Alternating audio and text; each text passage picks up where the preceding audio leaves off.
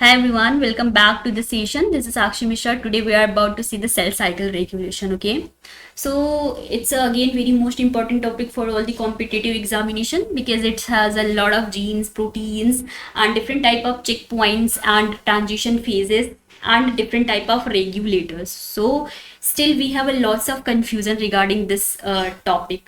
So there is a no need to be worried. I'm here to make your all the concept clear for forever. Okay. So without wasting time, just back to the track. Just try to understand what is the cell cycle regulation. So okay, जैसा कि name से means resemble हो रहा है कि something is going to regulate. Okay, cell cycle regulation. So what is this?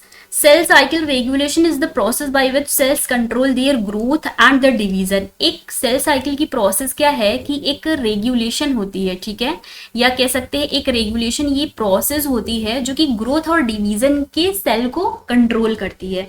इसके पहले हमने सेल साइकिल एंड डिवीजन देखा हुआ था कि कैसे एक, क्योंकि एक सेल को डिवाइड करना है और डिवाइड करने के बाद उसका रेगुलेशन बहुत ही ज़्यादा इम्पॉर्टेंट है, ठीक है.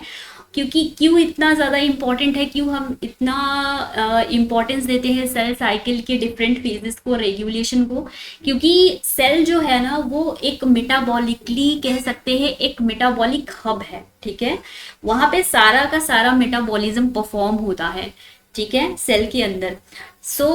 जिसकी वजह से क्या होता है कि सेल का जो कंटेंट है कह सकते हैं, जो उसका न्यूक्लियोसाइटोप्लाज्मिक रेशियो होता है ना, वो जिसकी वजह से वो भी वॉल्यूम में इंक्रीज हो जाता है, ठीक है.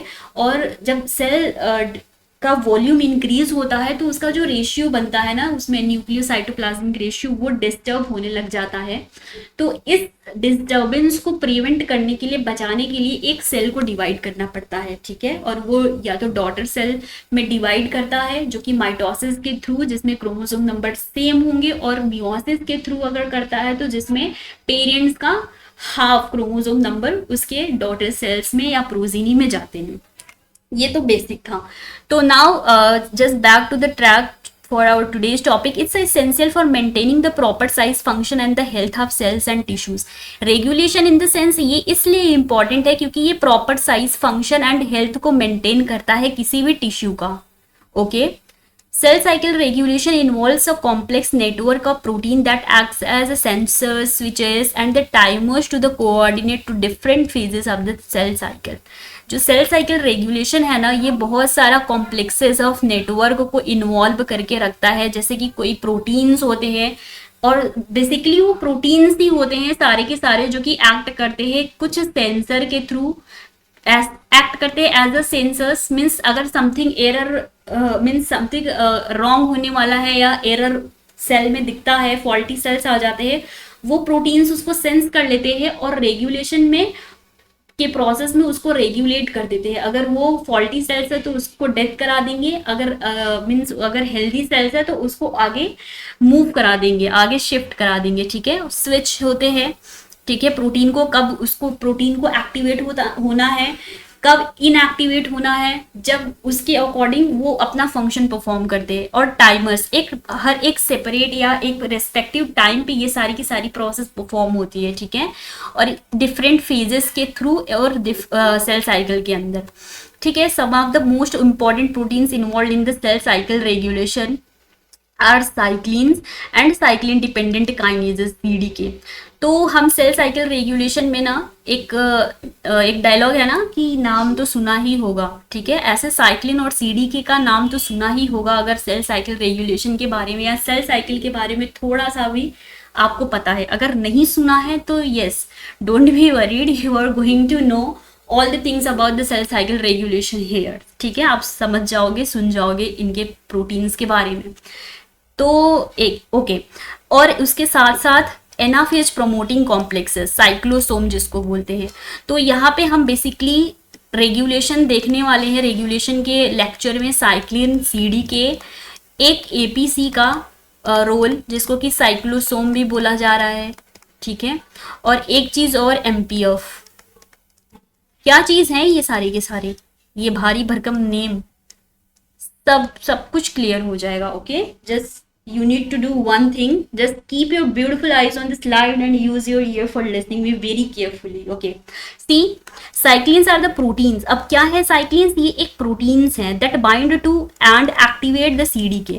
मीन्स साइक्लिन एक प्रोटीन है और ये प्रोटीन बाइंड करता है, किससे बाइंड करता है? सीडीके के, और सीडीके को एक्टिवेट कर देता है. सीडीके क्या था? एक एंजाइम था. ये सी यहाँ पे, ये एक एंजाइम है जो कि एक साइक्लिन डिपेंडेंट काइनेजेस है. एक चीज मैं आपको और क्लियर करना चाहूंगी यहाँ पे, काइनेज और एक चीज होता है फॉस्फेटेज. फॉस्फेटेज काइनेजेस जो होते हैं ना, ये फॉस्फेट, अगर कहीं भी किसी भी एंजाइम के ऊपर क्या लिखा हुआ है आगे काइनेजेस, विच मीन्स हमें समझ जाना है कि ये it is going to add the phosphate group. अगर फॉस्फेटेजेस है which means it is going to remove the phosphate group. ठीक है, काइनेजेस एंड फॉस्फेटेजेस. तो it's very important and please try to remember it for forever, by which you can solve all the type of questions. Okay, तो yes, तो there are 4 main types of cyclins in the eukaryotic. 4 type के main cyclins eukaryotic cells में देखे जाते हैं. एक G1 cyclins, G1 to S cyclins and then S cyclins and M cyclins. 4 cyclins हो गए. ईच टाइप ऑफ साइक्लिन जो होते हैं ये एसोसिएटेड होते हैं विद द स्पेसिफिक फेजेस से. ठीक है, of the transition of the cell cycle and helps drive the events of the phase of the period और पीरियड. तो ये जो 4 टाइप के cell cycle, mean cell cycle में यूकैरियोटिक सेल्स के अंदर ये साइक्लिन्स थे, G1 S या फिर S या फिर M. ये डिफरेंट साइक्लिन्स ही पूरे के पूरे इवेंट्स को चेक करते हैं, या कह सकते हैं कि प्रॉपर तरीके से रेगुलेट कराते हैं कि जो एक फेज से डिफरेंट दूसरे फेज में सेल साइकिल या कोई भी एक सेल जो है शिफ्ट होने वाला है, तो वो कैसा फंक्शन परफॉर्म करेगा उस पर्टिकुलर टाइम ड्यूरेशन पे, उसके क्या रोल्स होंगे. तो सी यहाँ पे cell cycle which means interphase में कैसे synthesis phase and gap 1 gap 2 phases था. G1 S G2 and M mitotic phase था, जो कि G1 या गैप 1 जिसको हम सेल साइकिल के लेक्चर में बोल रहे थे. Yes, the one thing which I want to tell you guys, इसके पहले मैंने सेल साइकिल और सेल डिवीजन डेप्थ में लिया हुआ है इसी प्लेटफॉर्म पे, और बहुत ही टू दी पॉइंट वहाँ पे चीज़ें मैंने लिखी हुई हैं और बहुत ही ज़्यादा इंपॉर्टेंट पॉइंट्स हैं वहाँ पे क्वेश्चन से रिलेटेड, कि स्ट्रेट फॉरवर्ड क्वेश्चंस आते हैं. अगर आपने वो लेक्चर मिस किया है तो प्लीज़ आप उसको गो थ्रू करो, जैसे कि आपको सारा का सारा एक सीक्वेंस में cell cycle division and regulation समझ में आ सके. ओके, सो गैप 1 पीरियड में हमने वहाँ पे देखा हुआ था, इंटरफेज में देखा हुआ था कैसे क्या चीज़ होती है. ठीक है, क्रोमोसोम का डुप्लीकेशन वगैरह, और माइटोसिस में ये डिफरेंट फेजेस देखे थे. नाउ सी दी सेल साइकिल रेगुलेटर्स. अब कोई भी चीज़ परफॉर्म होने वाली है, रेगुलेट होने वाली है, तो कोई एक प्लेयर होगा ना, कोई भी एक गेम खेलने के लिए, है ना, कुछ गेम्स होते हैं तो उसके पीछे क्या होते हैं कि प्लेयर्स होते हैं उस गेम को परफॉर्म करने के लिए. तो सेल साइकिल एक गेम है जिसके पीछे परफॉर्म करने के लिए या उसको परफॉर्म करने के लिए एक अच्छी तरीके से रेगुलेट करने के लिए रेगुलेटर्स की नीडेड होती है. ठीक है, अब वो रेगुलेटर्स कौन से हैं? देयर आर सम रेगुलेटर्स, कुछ रेगुलेटर्स होते हैं सेल साइकिल के. For example cyclins and CDK. अब साइक्लिन क्या है? यह एक रेगुलेटरी यूनिट है, और सीडीके क्या है? यह एक कैटालिटिक यूनिट है. ठीक है, साइक्लिन और सीडीके. सी यहाँ पे एक पिक्चर है जहाँ पे ये साइक्लिन है. साइक्लिन क्या है? यह एक रेगुलेटरी रेगुलेटरी यूनिट है, और सीडीके क्या है? ये रहा सीडीके, ये कैटालिटिक यूनिट है. इसके प्रीवियस स्लाइड में हमने देखा था कि ये जो साइक्लिन जो होता है रेगुलेटरी प्रोटीन होता है, जो कि सीडीके के साथ बाइंड करता है, और सीडीके को एक्टिवेट करने के बाद, ये एक्टिवेट होने के बाद क्या करते हैं, means phosphate add group, means ये सीडी साइक्लिन डिपेंडेंट काइनेजेस होते हैं ना, ये फॉस्फेट ग्रुप ऐड हो जाते हैं इस पे. ठीक है, तो जब ये साइक्लिन और सीडीके ये दोनों आपस में ऐड होते हैं ना, तो एक कॉम्प्लेक्स का फॉर्मेशन होता है. ठीक है, एक कॉम्प्लेक्स का फॉर्मेशन होता है. कौन से कॉम्प्लेक्स का फॉर्मेशन होता है? सी हियर, जब ये मीन्स ये वाली साइक्लिन और ये वाली सीडीके जब एक दूसरे के साथ बाइंड करते हैं, ऐड होते हैं, तो एक स्ट्रक्चर का फॉर्मेशन होता है जिसको कि क्या बोल रहे हैं, MPF, maturation promoting factor. Maturation promoting factor जो होता है ये दो सब यूनिट का मिलकर के बना होता है, जिसको कि हमने अभी बताया सीडीके प्लस साइक्लिन से। ठीक है, ओके। नाउ सी एपीसी या फिर जिसको साइक्लोसोम बोल रहे थे, इसका फुल फॉर्म होता है anaphase promoting complexes. Now what is this? ये कंट्रोल करता है सिस्टर क्रोमैटिड के सेग्रीगेशन को। ठीक है, जो कि सेग्रीगेशन एनाफेज में होता है ना, एनाफेज फर्स्ट में या एनाफेज में। इस एनाफेज फर्स्ट में क्या होता है कि क्रोमैटिड से या सिस्टर क्रोमैटिड जो होते हैं वो सेपरेट होना स्टार्ट होते हैं। ठीक है, तो ये सारा का सारा ये कंट्रोल करता है। इसी साइक्लोसोम या इसी कॉम्प्लेक्स के अंदर ये सारी की सारी प्रोसेस परफॉर्म होती है और एग्जिट होता है माइटोसिस से। सेपरेशन के बाद ये एग्जिट हो जाता है माइटोसिस से। माइटोसिस से एग्जिट इन द सेंस अभी प्रॉपर तरीके से डिवाइड हो चुका है, अब जिस फंक्शन के लिए उसको बनाया गया था वो फंक्शन परफॉर्म करेगा। ठीक है, और बाई एन E3 यूबिक्विटिन लाइगेज।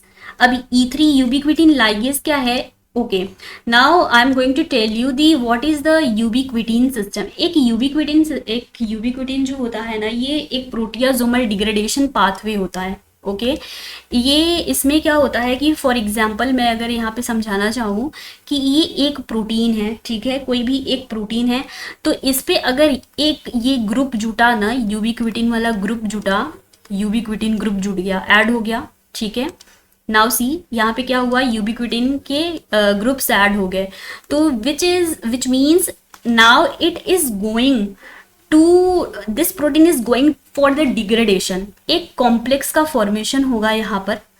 ठीक है, एक कॉम्प्लेक्स का फॉर्मेशन होगा जिसको कि 26S प्रोटियोजोमल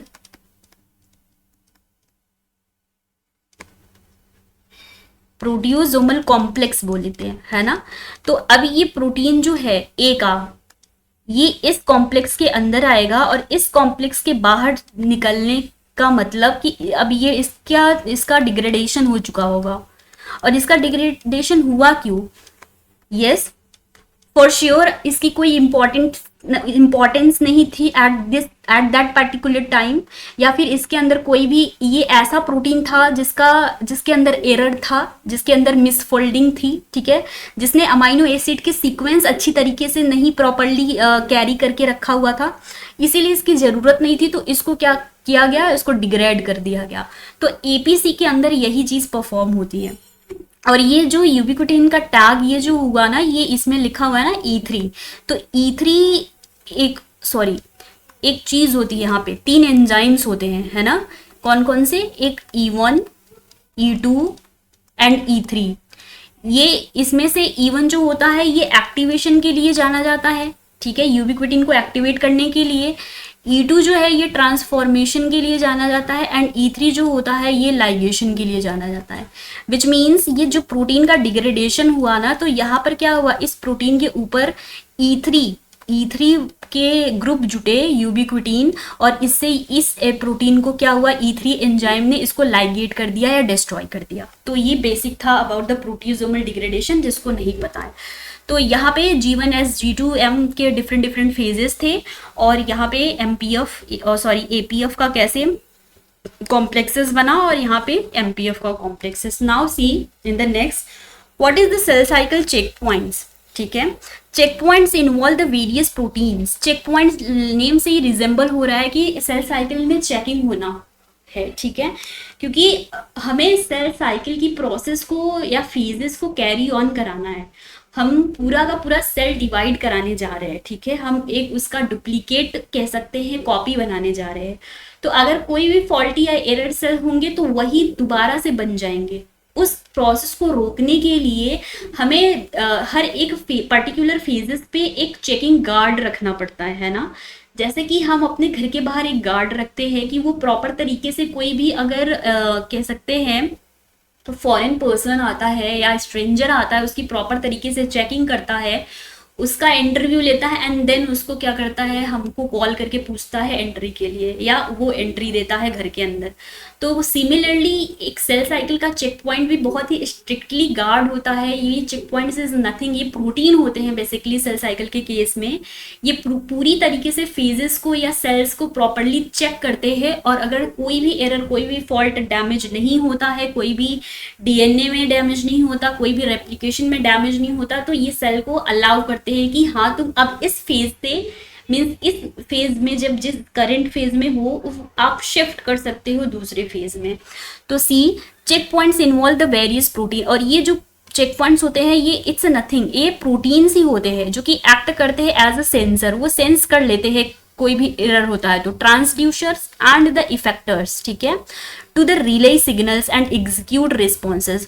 फॉर एग्जाम्पल कोई भी इंजीनियर होता है तो वो क्या करता है, अपने प्रोजेक्ट का, डिफरेंट प्रोजेक्ट का एग्जीबिशन करता है, और वो एग्जीबिशन जब करता है तो उसको एग्जीबिशन करने के लिए वहाँ पे डिफरेंट एग्जीक्यूटिव मेंबर्स होते हैं। हर एक प्रोजेक्ट एग्जीक्यूटिव मेंबर्स क्या करते हैं, एग्जिबिट करते हैं। तो फॉर सिमिलरली लाइक दैट, ये एग्जीक्यूट रिस्पॉन्सेज जो होते हैं ना, ये हर एक प्रोटीन क्या करता है, खुद को एग्जीक्यूट करता है, विच मीन्स कोई सेंस करेगा, कोई ट्रांसड्यूस करेगा उसको, और कोई सिग्नल को परफॉर्म करेगा कि एक सेल कैसे एक फेज से दूसरे फेज में जाए, उसकी प्रॉपर तरीके से चेकिंग करके, ठीक है। Some example of checkpoint protein are the P53, ATM, ATR, CHK1, CHK2, P21 and RB retinoblastoma 3, which means ये सारे के सारे हमारे फ्रेंड्स प्रोटीन्स हैं जो कि हमने कैंसर बायोलॉजी के लेक्चर में देखा हुआ था। अगर आपने कैंसर बायोलॉजी का लेक्चर मिस किया है तो I try to inform you, या sorry, I would like to tell you, just go through that lecture because there I have included all the important topics, या आप कह सकते हैं पॉइंट को कैंसर बायोलॉजी के लेक्चर में, कि आपको सारा का सारा इजी तरीके से सब कुछ जीन से रिलेटेड सब कुछ पता लग जाए, ठीक है। तो ATM, ATR, P53 हम सब ऑलरेडी पढ़ चुके हैं, जो कि हमारा एक इंपॉर्टेंट प्रोटीन है सेल साइकिल का, और हमने कैंसर में गो थ्रू किया है। Now see the check points can hold और delay the cell cycle is if there are problems such as DNA damage, incomplete DNA replication, spindle defects or the unfavorable environmental condition।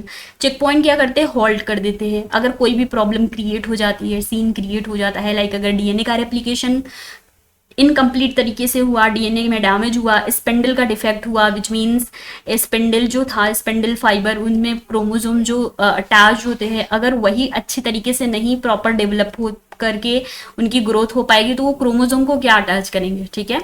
तो ये सारा का सारा वो properly check होता है। अगर ये इसमें कोई भी एरर आता है या प्रोसेस मीन्स थोड़ी बहुत प्रॉब्लम होती है तो इसको होल्ड कर दिया जाता है या डिले कर दिया जाता है। अगर वो अच्छे तरीके से बाद में ठीक हो सकता है, ठीक है, उसकी रिपेयरिंग प्रोसेस जो है वो पॉसिबल है, तो उसको G0 क्विट स्टेज में रखा जाता है, वो अपने रिपेयर करे। अगर वो नहीं कर पाता है बाई चांस, उसको होल्ड कर दिया जाता है, उस सेल को स्टॉप कर दिया जाता है कि, या अलाउ नहीं किया जाता कि तुम दूसरे फेज में जाओ। Now see, although the cell cycle is regulated at all the stages of its progression, but some steps of the cell cycle is tightly regulated. This is called the checkpoints or transition points. Okay, got it?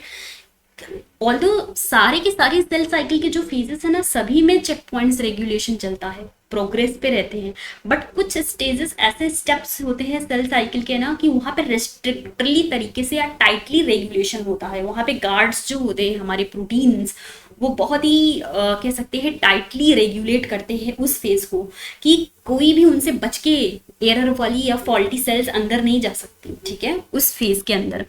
तो there are 3 main type of transition check points होते हैं किसी भी एक cell cycle के अंदर, ठीक है। G1 to S transition checkpoint, G2 to M transition checkpoint and metaphase to anaphase transition checkpoint. Now see, हमने कैसे पढ़ा था कि G1 से S, S से G2, G2 से M जाता है ना, ये फेजेस चलते हैं, ये साइकिल है। G1 में क्या होता है, G1 चेक पॉइंट में चेकिंग होती है फॉर द कि सेल साइकिल का सेल का साइज क्या है ना, न्यूट्रिएंट्स की अवेलेबिलिटी क्या है, ग्रोथ फैक्टर्स यहाँ पे सफिशिएंट अमाउंट में है या नहीं है, डीएनए का डैमेज तो नहीं हो गया, तो ये सारी की सारी फेजेस जो होंगी, मीन्स ये स्टेजेस, ये जीवन चेक पॉइंट में चेक कर ली जाती है। अगर इनमें से कोई भी चीज, एक कोई भी कह सकते हैं ना इनकाउंटर होता है, देन इन सेल्स को रेस्टिंग स्टेज या रेस्टिंग क्विसेंट स्टेज में भेजा जाता है कि भाई तुम्हारे अंदर एरर है, तुम जाके, तुम ठीक नहीं हो, तुम वेल नहीं हो, तुम थोड़ा सा आराम करके आओ, ठीक है। अगर वो मीन्स ठीक हो सकते हैं, उनकी रिपेयरिंग पॉसिबल है, तब तो उनको आगे फेज में एंट्री मिल जाएगी। अगर वो ऐसा नहीं कर पाते तो उनको यूबिक्यूटिन पाथवे के थ्रू उनका डिग्रेडेशन हो जाएगा, या फिर एपोप्टोसिस या प्रोग्राम तरीके से उनकी सेल डेथ करवा दी जाएगी डिफरेंट डिफरेंट एंजाइम्स को सिक्रीट करके, ठीक है। और जब डीएनए सिंथेसिस हो जाएगा, देन सेल को G2 में एंट्री मिलेगी, ठीक है। वहां पे डीएनए सिंथेसिस के बाद G2 में, अब G2 चेक पॉइंट यहाँ पे बैठा रहता है। G2 चेक पॉइंट चेक करता है कि जो डीएनए सिंथेसिस होकर के आया है उसमें कोई भी एंजाइम के थ्रू ऐसा तो नहीं कोई बॉन्ड ब्रेकेज हो गया, या फिर डीएनए का सीक्वेंस ही चेंज हो गया, या फिर डीएनए डैमेज ही हो गया पूरी तरीके से, है ना।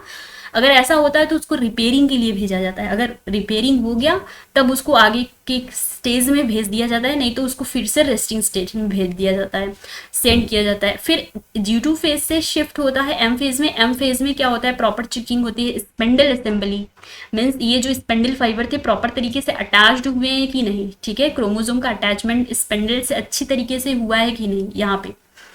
तो ये था सेल साइकिल के रिगार्डिंग चेक पॉइंट्स क्या क्या थे। अभी now see the what is the cyclin and CDK का expression in the cell cycle के अंदर।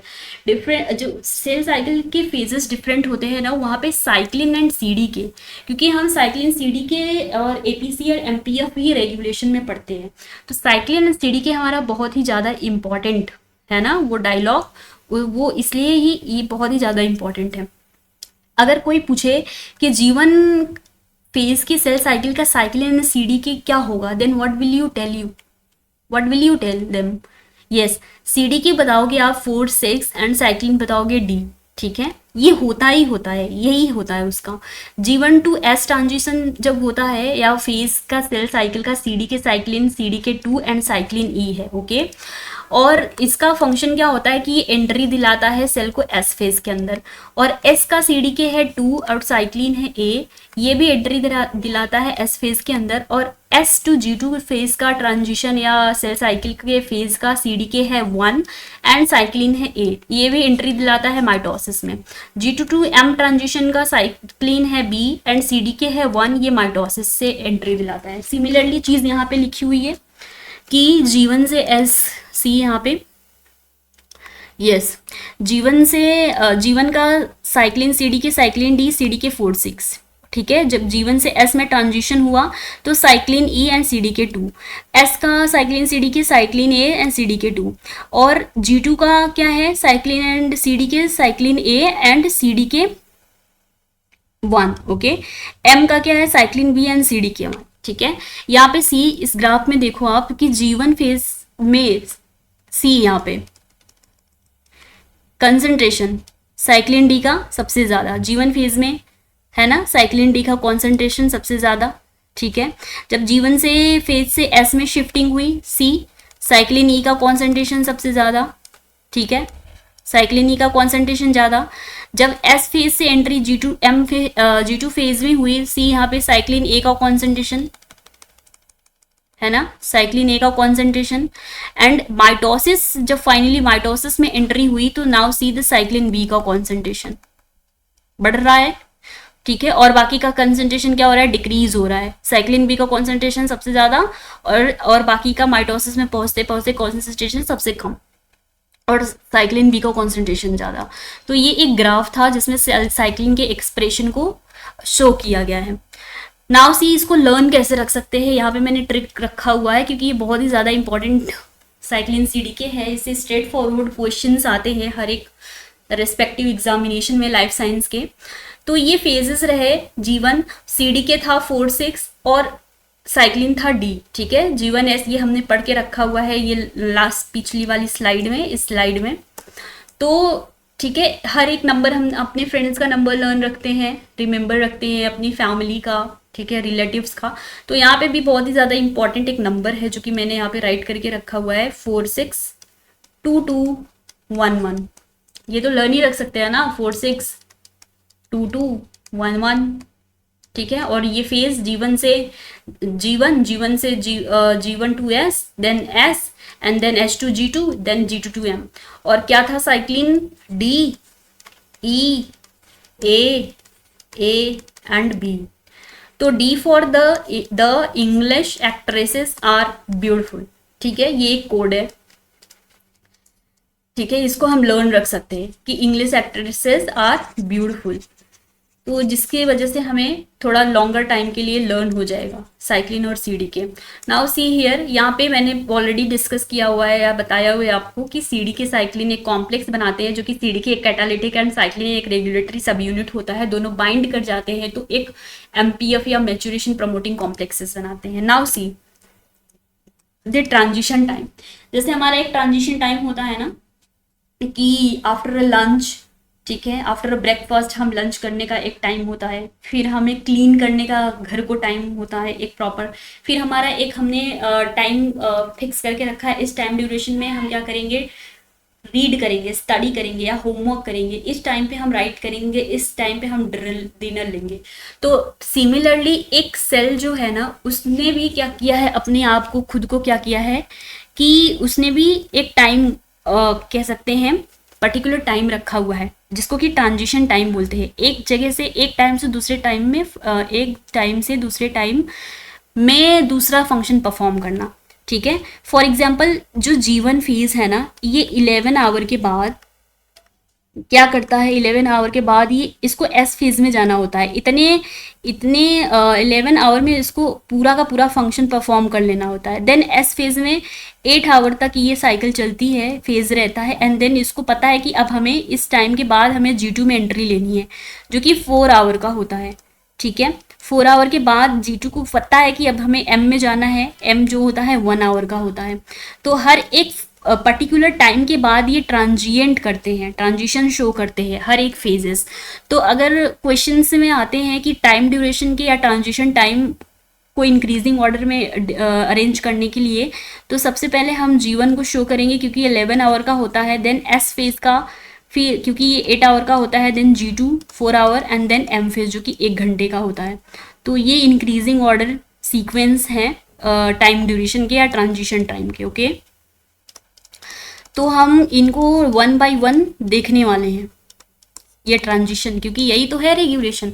अब ये जो ट्रांजिशन हुआ है ना, G1 to S, S to G2, G2 to M, इसके पीछे कौन से प्लेयर थे, कौन सा रेगुलेटर था, क्या चीज़ था, ये सारा का सारा हम लोग देखने वाले हैं। तो now see the G1 to S transition. ये इसको समझने के पहले एक बहुत ही ईजी लैंग्वेज में मैंने अपने से आपके लिए कुछ बनाया हुआ है, ठीक है, ये पिक्चर रहा। बट इसको भी समझने से पहले हम अपने फ्रेंड्स के पास आते हैं, जो कि है हमारा RBG, रेटाइनोब्लास्टोमा, जो कि हमने कैंसर बायोलॉजी में गो थ्रू किया हुआ था, है ना। इसी प्लेटफॉर्म पे मैंने cell cycle regulation, division and cell cycle से रिलेटेड और कैंसर बायोलॉजी के सारे पोर्शन लिए हैं, टू दी पॉइंट चीज़ें लिखी हैं। अगर आपने मिस आउट किया है any session, so you need to just go and try to listen that concept by which you can grab all the things related to that particular topics, okay। come back, रेटाइनोब्लास्टोमा क्या चीज़ होती है कि यह एक first tumour suppressor gene है, जो कि identified हुआ था ह्यूमन जेनेटिक स्टडी के थ्रू। लोकेशन होता है इसका 13th chromosome. It is known as a master regulator of cell cycle. ये भी बहुत ही ज़्यादा इंपॉर्टेंट है ना, ये रेटाइनोब्लास्टोमा का केस, ठीक है। नाउ सी द रेटाइनोब्लास्टोमा एक नेगेटिव रेगुलेटर है सेल साइकिल का। अगर okay, if it is a negative regulator, then why we are studying about it?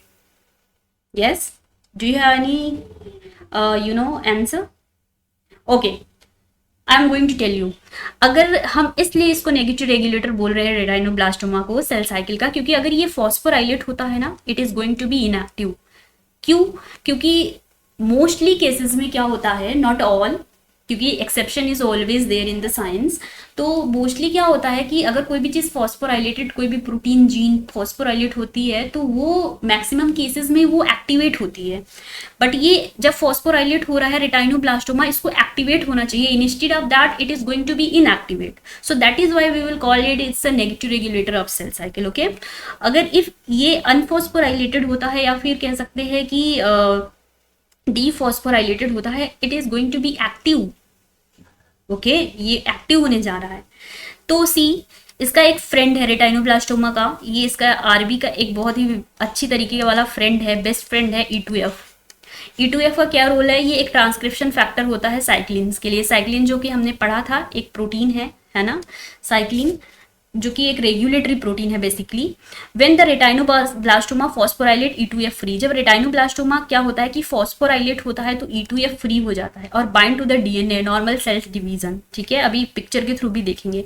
जब रेटाइनोब्लास्टोमा एक्टिव होता है मीन्स जब अनफॉस्फोराइलेट होता है, ये बाइंड कर जाता है E2F के साथ। सो E2F अब बाइंड कर गया जब रेटाइनोब्लास्टोमा से, तो E2F कैसे बाइंड कर पाएगा DNA से, तो नहीं बाइंड कर पाता और ट्रांसक्रिप्शन नहीं होता और लास्ट में क्या होती है, सेल साइकिल अरेस्ट हो जाती है। ये तब के लिए है जब सेल को progress mean cell division progress नहीं कराना है, या तो उसमें एरर है या तो अभी जरूरत नहीं है उसको डिवाइड करने के लिए, ये प्रोसेस तब चलती है। ठीक है, तो यहाँ पे सी, जब रेटाइनोब्लास्टोमा क्या था, ये एक्टिव था। एक्टिव मतलब अनफॉस्फोराइलेटेड था, ये अपने फ्रेंड से बाइंड करके रखा और एक्टिव था, इसीलिए इसने अपने फ्रेंड को बहुत ही अच्छी तरीके से पकड़ के रखा कि ये मीन्स बच के न जा पाए। तो जिससे कि E2F इसी से क्या होता है, एड ऑन होता है और DNA से बाइंड नहीं कर पाता, जिससे कि क्या होता है, सेल साइकिल अरेस्ट हो जाती है। ठीक है, जब ट्रांजिशन नहीं होना होता है सेल को तब की बात है ये।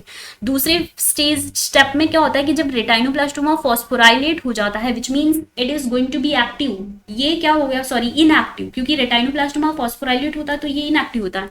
जब इनएक्टिव हो गया तो ये E2F से फ्री हो गया। E2F से फ्री होने का सेंस क्या हुआ कि अब E2F को कोई रोकने वाला है नहीं, अब ये डायरेक्टली जाकर के क्या करेगा, ये DNA के साथ बाइंड कर जाएगा। जब DNA से इसने जैसे ही बाइंड करा तो शिफ्टिंग हो गई जीवन से एस ट्रांजिशन में।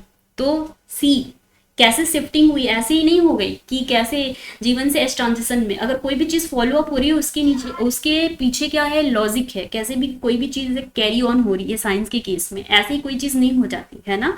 जीवन से एस में ट्रांजिशन में फेज शिफ्ट हुई तो इसके पीछे क्या था, कौन सा इंपॉर्टेंट जीन था, E2F एंड रेटाइनोब्लास्टोमा। तो इसको और इजीएस्ट वे में कैसे समझ सकते हैं या लर्न रख सकते हैं, E2F एक्टिवेटेड होता है साइक्लिन डी। साइक्लिन डी क्या करता है, ये E2F को एक्टिवेट करता है। ये जो E2F यहाँ पे फ्री हुआ ना, तो यहाँ पे इसने साइक्लिन डी की वजह से ये फ्री हुआ। ठीक है, एक्टिवेट हुआ और एक्टिवेट साइक्लिन डी जो होता है ये सेल क्विट इंटर दिस। अब साइक्लिन डी का रोल क्या होता है, फिनिश हो जाता है E2F को एक्टिवेट करने के बाद और ये क्विसेंट स्टेज में चला जाता है। फिर मेटाबॉलिकली या फिर अवेलेबिलिटी E2F जो होती है, जो अवेलेबल E2F होता है, ये एंटर कर जाता है न्यूक्लियस के अंदर और वहाँ पे रिप्लिकेशन का इनिशिएशन स्टार्ट कर देता है। ठीक है, और शिफ्टिंग हो जाती है, क्या हो जाती है, शिफ्टिंग, कहाँ से कहाँ तक, G1 to S transition.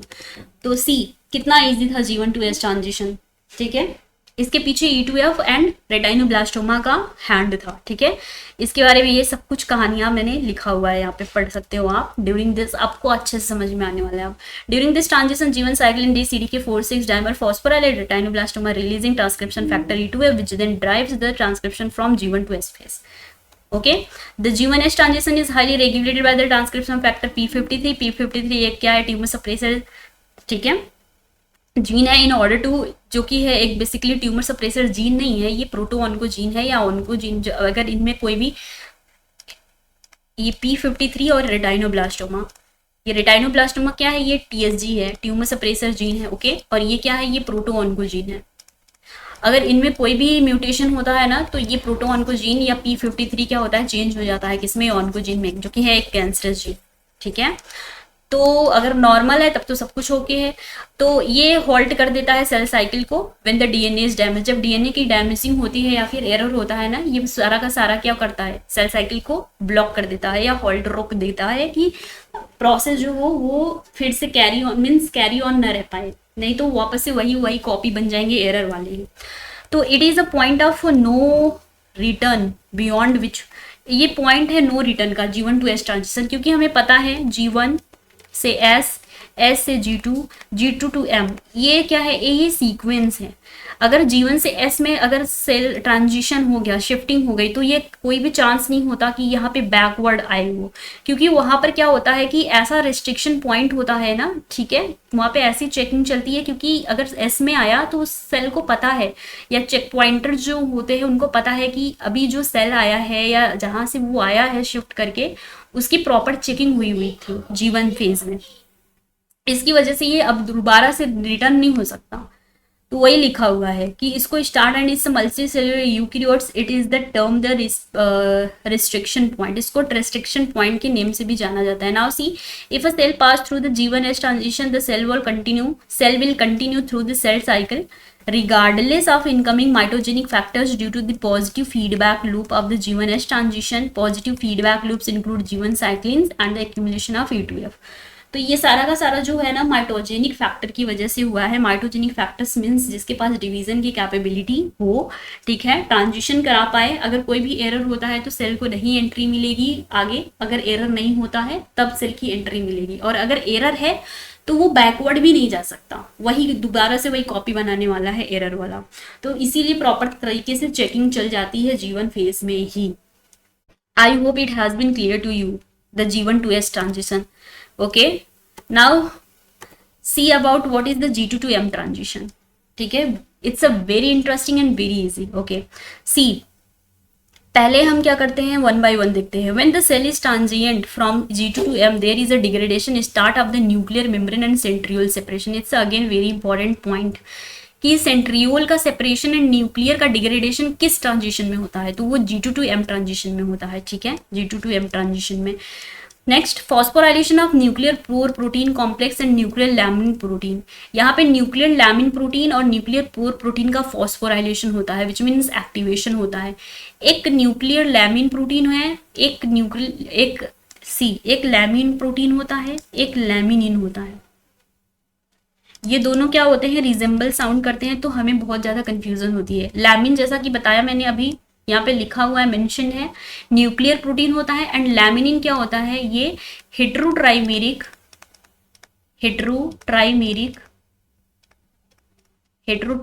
Glycoproteins होते हैं। ठीक है, हेट्रोट्राइमेरिक ग्लाइकोप्रोटीन्स होते हैं। तो ट्राई टू रिमेंबर इट, क्योंकि ये बहुत ही इंपॉर्टेंट है। Now see, mitotic cyclins are synthesised during S phase and G2 and then bind to the CDK1। कुछ माइटोटिक साइक्लिन्स होते हैं जो कि एस फेज के ड्यूरिंग ये सिंथेसाइज होते हैं और G2 फेज के ड्यूरिंग, और ये CDK1 से बाइंड होते हैं। कैसे क्या चीज़ हो रही है, क्या प्रोसीजर है, हम डायग्राम के थ्रू, और मैंने एक सेल्फ पिक्चर में इंसर्ट से ड्रॉ किया हुआ है, उसके थ्रू भी हम देखने वाले हैं, जिससे वी विल याद रख सकते हैं always this G2 to M transition without any confusion. Okay, because I have make all the slides very easy for you all guys. Okay, now see, although cyclin CDK complex is inactive because threonine 14 and threonine 15 of the CDK1 subunit are phosphorylated by the protein kinase V1. ठीक है, ये inactive होते हैं cyclin CDK complexes. अभी तो हमने पढ़ा था कि साइक्लिन CDK कॉम्प्लेक्सेस MPF बनाते हैं ना, इसके पहले मैच्योरेशन प्रमोटिंग फैक्टर्स या बनाते हैं या कॉम्प्लेक्सेस बनाते हैं। बट ये जो है ना, थ्रियोनिन 14 एंड टाइरोसिन 15, ठीक है, ये सारे के सारे CDK के ऊपर अटैच्ड होने वाले अमाइनो एसिड्स होते हैं। ये जो सब है ना, ये अमाइनो एसिड्स हैं। तो ये क्या होते हैं कि इनका phosphorylation, subunit are phosphorylated by the protein kinase V1। ये अभी इनएक्टिव हैं, फिर इनका V1 काइनेज के थ्रू, जो कि एक इनहिबिटरी काइनेज होता है। V1 क्या है, V1 is a inhibitory kinase,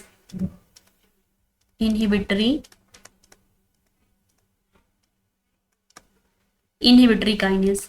ठीक है, ऐसा काइनेज नेम से पता लग रहा है, जैसा मैंने प्रीवियस स्लाइड में बताया था, काइनेज की फॉस्फोराइलेट ऐड करेंगे और फॉस्फेटेजेस रिमूव करेंगे। ठीक है, फॉस्फेट ग्रुप को। तो ये इनहिबिटरी काइनेजेस हैं, तो ये क्या करेंगे, काइनेजेस है तो ये फॉस्फेट ग्रुप को ऐड करते हैं, बट ये इनहिबिटरी हैं, विच मीन्स ये इनहिबिट करेंगे। अगर कोई भी चीज is going to inhibit, that mean that is going to inactive this something. Okay, तो now see, active mitotic CDK activating kinases, जो एक्टिवेट माइटोटिक CDKs होते हैं, वो एक्टिवेट करते हैं क्या, वो एक्टिवेट करते हैं CA। ठीक है, CDK एक्टिवेटिंग काइनेजेस को फर्दर एक्टिवेट CDC25। फिर इसके बाद जब ये फॉस्फोराइलेट, दो फॉस्फोराइलेशन हो जाता है, टाइरोसिन एंड काइनेजेस ये ऐड कर देते हैं ना टाइरोसिन पे, और उसके ऊपर थ्रियोनिन के ऊपर, तो क्या होता है कि यहाँ पे सी ए के एक्टिवेट होते हैं। सी ए के क्या है, ये एक्टिवेटिंग काइनेजेस होते हैं। अब ये एक्टिवेटिंग काइनेजेस जो हैं ये क्या है, ये सी डी के activating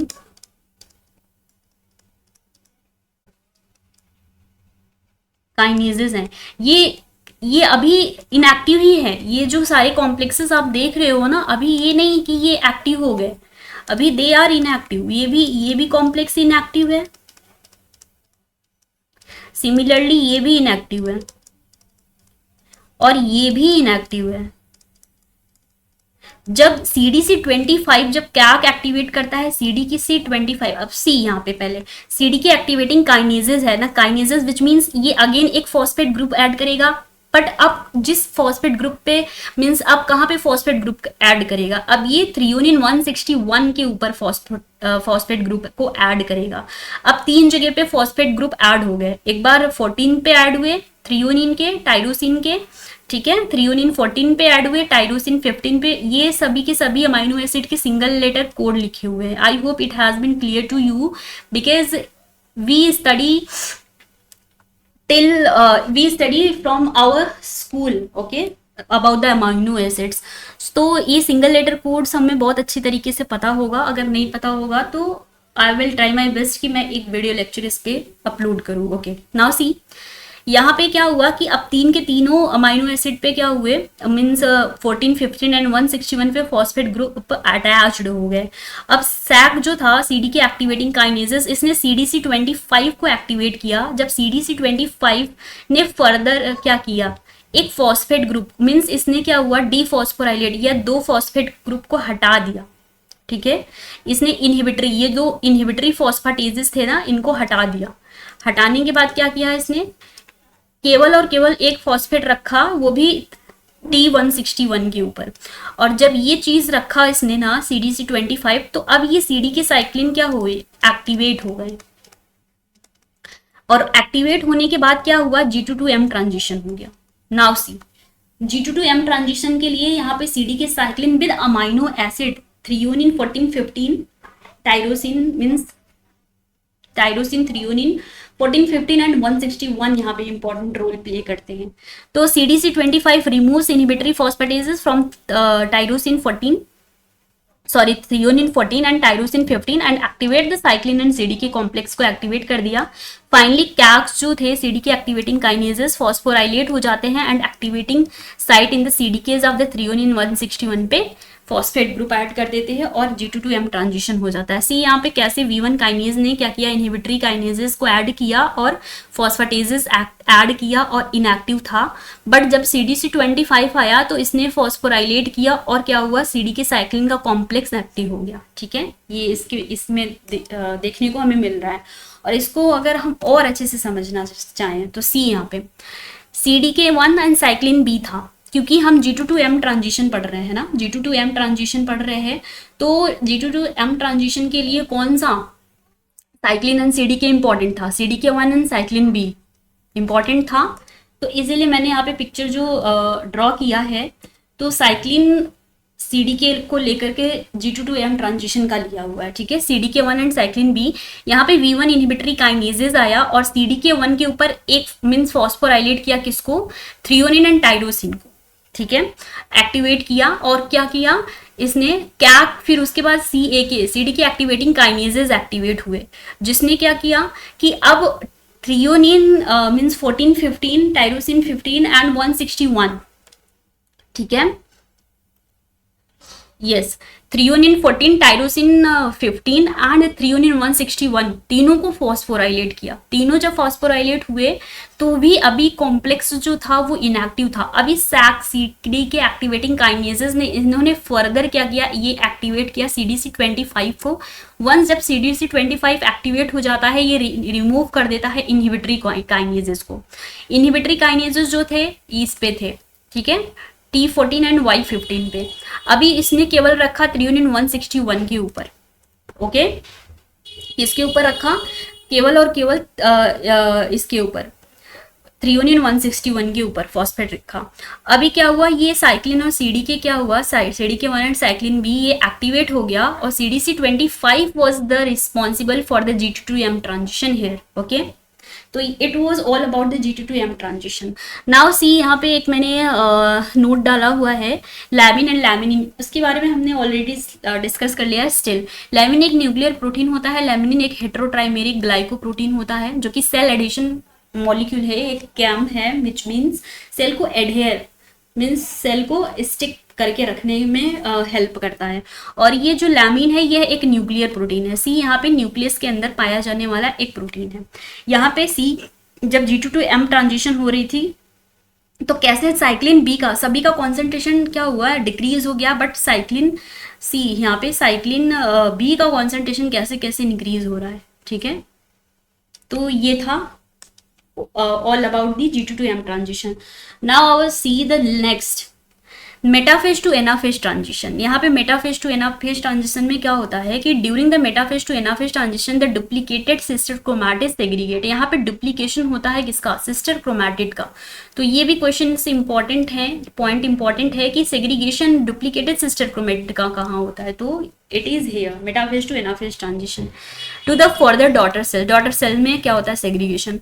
it's a time for no return, यहाँ पे भी कोई भी रिटर्न के चांसेस नहीं है। Meaning now any mistake in this process may be deleterious to the progeny. अगर कोई भी मिस्टेक हो गई इस प्रोसेस के अंदर तो जो हमारा प्रोजीनी ऑफ स्प्रिंग या दैट मीन जो डॉटर सेल बनने वाले हैं, सिस्टर सेल्स बनने वाले हैं, वो डिलीटीरियस होंगे, जिस मीन्स उसके लिए कह सकते हैं कि सर्वाइवल के चांसेस बहुत कम होंगे उस सेल के लिए, क्योंकि बहुत सारा एरर लेके और बहुत सारा मिस्टेक लेके वो सेल ने क्या किया है, एंट्री कर लिया है डिफरेंट इस फेज के अंदर। ठीक है, firstly sorry for miss typing, firstly APC activate by the CDC20 and CDH1। ठीक है, यहाँ पे क्या होता है कि इस केस में APC, क्योंकि हम जब मेटाफेज टू एनाफेज ट्रांजिशन पढ़ रहे तो जो हमने APC पढ़ा था ना, साइक्लोसोम एनाफेज प्रमोटिंग कॉम्प्लेक्सेस, तो उसका रोल इधर है, इसलिए हमने उसको पहले इस ओवरव्यू में देखा हुआ था शॉर्ट में। अभी हम उसको डेप्थ में इधर देखने वाले हैं।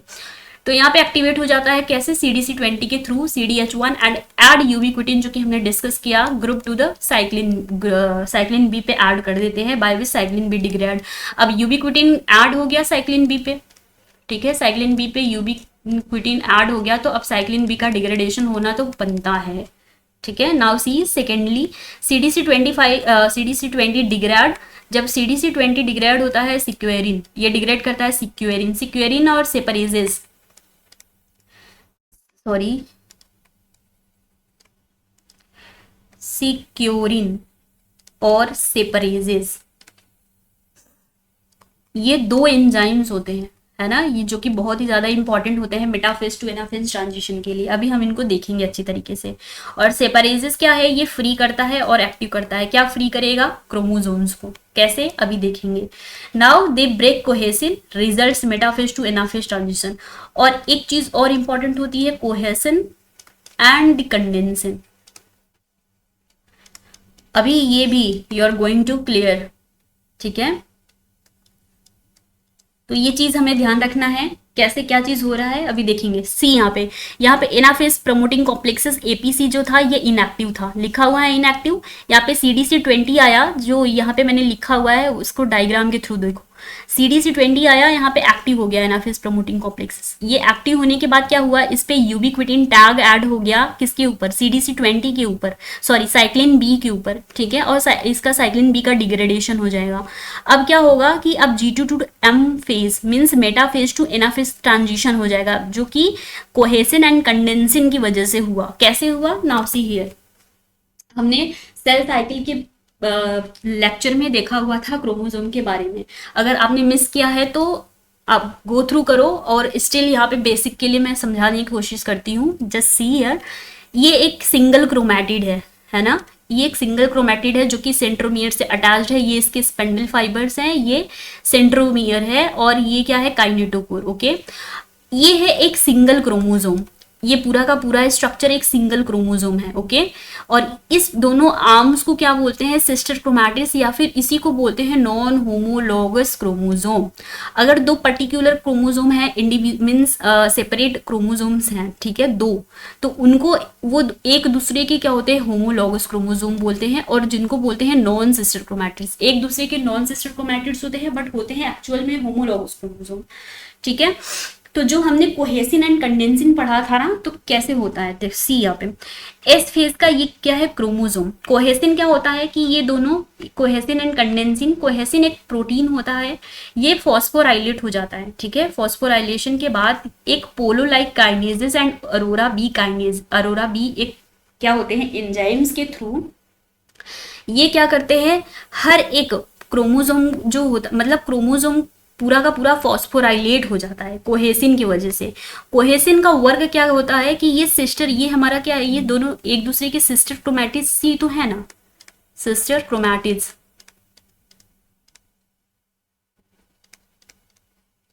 इन दोनों को क्या करता है, कोहेस करके, कोहेस मतलब जोड़ करके रखता है, ऐड करके रखता है, ठीक है। पूरे के पूरे जोड़ने का काम जो सिस्टर क्रोमैटिड्स होते हैं ना, कोहेसिन का फंक्शन यही होता है कि वो सिस्टर क्रोमैटिड्स को जोड़ करके रखते हैं, कोहेस करके रखते हैं, ठीक है, कोहेसिव फोर्स प्रोवाइड करते हैं फॉस्फोराइलेशन के आफ्टर। फिर आता है कंडेंसिन, कंडेंसिन फॉस्फोराइलेट होता है बाय द CDK1 और अरोरा बी, ठीक है, जो कि दोनों एक प्रोटीन्स होते हैं या कह सकते हैं एंजाइम्स होते हैं। और कंडेंसिन फॉस्फोराइलेट हो जाता है जब आफ्टर फॉस्फोराइलेशन ये M phase means S phase से साइक्लिन क्या होता है, एम फेज में एंटर हो जाता है, सॉरी क्रोमोसोम। और कंडेंसिन क्या करता है, ये कंडेंस कर देता है क्रोमोसोम को, नेम से ही पता लग रहा है condensin is going to something condensed, okay. Means chromosome की साइज को थिक कर देता है और शॉर्ट कर देता है, कंडेंस्ड कर देता है। तो ये है कोहेसिन एंड कंडेंसिन का case. Now see the securin and the separases. Separases क्या करते हैं ना, सी यहाँ पे कोहेसिन है, कोहेसिन ने क्या किया, सिस्टर क्रोमैटिड को क्या करेंगे, ये अटैच करके रखेंगे एक साथ। फिर काइनेटोकोर यहाँ पे माइक्रोट्यूब्यूल वगैरह। सिक्योरिन एंड सेपरेजेस क्या करेंगे, सी यहाँ पे सी सेपरेजेस ने क्या किया, इसने क्रोमोसोम को स्ट्रैचिंग दी, ठीक है। ये सेपरेजेस भी नेम से ही आइडेंटिफाई कर सकते हैं कि is going to separate something, तो ये स्ट्रेच कर देते हैं एक क्रोमोसोम, क्रोमैटिड से क्या करते हैं, क्रोमोसोम को अलग कर देते हैं। सी यहाँ पे क्रोमोसोम अलग हो गया उसके सिस्टर क्रोमैटिड्स या कह सकते हैं क्रोमैटिड्स, ठीक है। ये क्या हो गए, क्रोमैटिड्स सेपरेट हो गए। तो ये किसकी वजह से हुआ, सेपरेज की वजह से हुआ।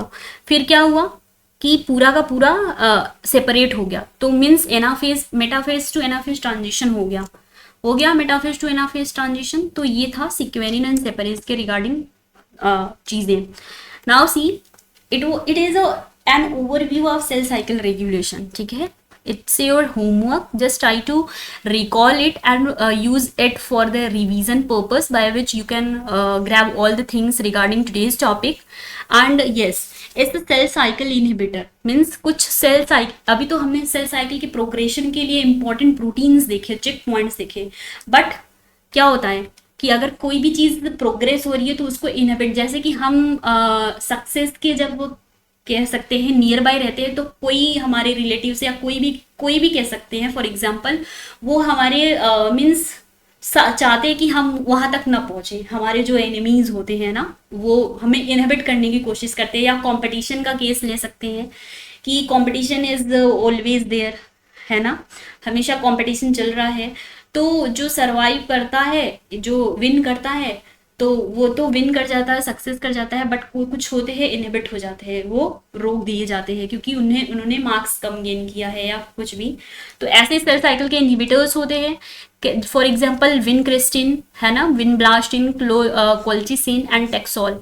ये सारे के सारे डिफरेंट प्लांट्स लाइक कोल्चिसिन जो है, सिंकोना ऑफिसिनालिस, टेक्सोल, टेक्सस, ये सारे डिफरेंट प्लांट्स होते हैं, है ना।